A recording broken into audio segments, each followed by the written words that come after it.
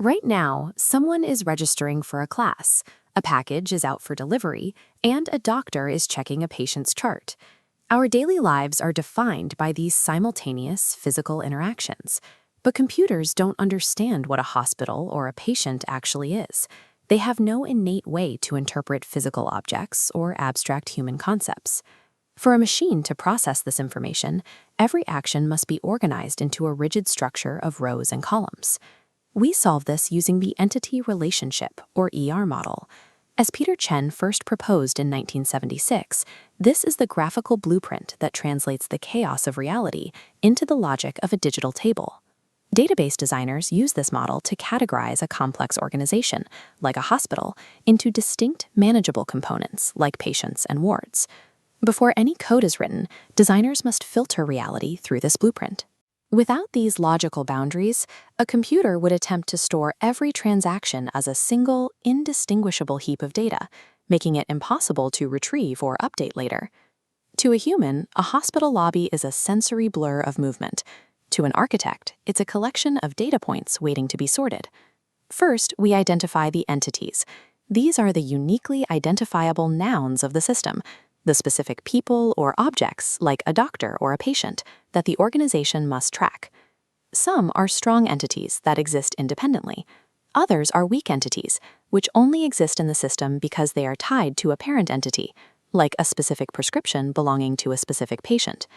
To make these boxes useful, we add attributes, the descriptive data points like name, date of birth, and address, that give the entity its value. Every entity needs a primary key, the single unique attribute that distinguishes one individual from millions. It guarantees that a patient in bed 4 is never confused with a patient in bed 10. Entities only become a system when they interact. We define these connections as relationships, the verbs that describe how a doctor is assigned to a patient. We manage these interactions using cardinality constraints, the mathematical rules dictating how many entities participate in a relationship. A one-to-many relationship is common. One hospital administers multiple wards. Real-world interactions are often many-to-many, where multiple doctors treat multiple patients over time. Relational databases face a physical limitation here. They cannot store many-to-many relationships directly, because a single row in a table can't link to multiple rows in another without creating massive, redundant copies of data. To prevent the database from slowing down or losing information, designers must untangle these overlapping human interactions and resolve them into simple, computable rules. When the mapping is complete, every part of the physical organization is represented by a web of interconnected entities and attributes. The noise of the real world has been converted into a machine-readable structure.